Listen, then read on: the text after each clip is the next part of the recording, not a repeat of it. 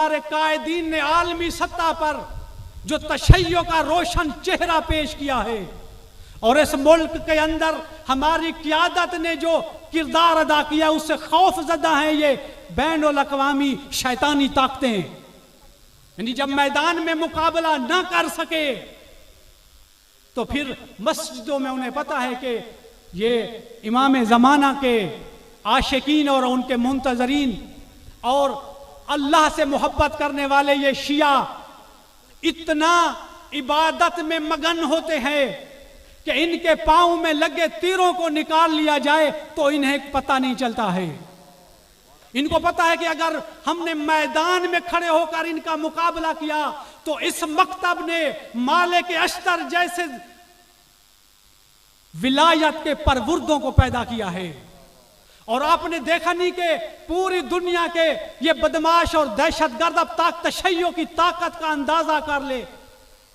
یعنی تمام اسلحہ اور تمام وسائل رکھنے کے باوجود یہ داعش کوئی ایک چھوٹا موٹا گروہ نہیں تھا. دنیا کی تمام شیطانی طاقتوں کا نام داعش ہے. یعنی امریکہ و اسرائیل اور آل سعود جیسے گنڈے ان کی پوسٹ پر کھڑے تھے. لیکن کیا کہنے اس مکتب مہدویت کے پروردہ شہید قاسم سلیمانی کے. شہید قاسم سلیمانی ایک فرد واحد کہ جسے آپ ملت کہہ سکتے ہیں. یعنی ایک فرد واحد نے کہا پوری دنیا کے شیعہ مسلمانوں کو کہ آپ جہاں پہ رہ رہے ہیں آپ رہیں میں انہیں اکیلا کافی ہوں.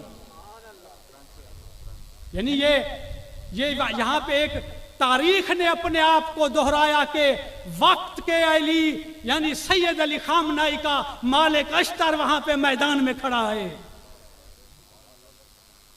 اور ثابت کر کے دکھایا. اور جب میدان میں یہ شیطانی قوتیں اس مرد اہن کا مقابلہ نہ کر سکیں تو پھر ایک سرکاری دورے پر جب وہ تھے تو وہاں پر ان کو اٹیک کیا گیا. اگر تمہارے پاس مختلف سیارے اور اس کے ساتھ تم پوری دنیا کا کنٹرول رکھتے ہو تو میدان میں تم اس شہید کا مقابلہ کرتے.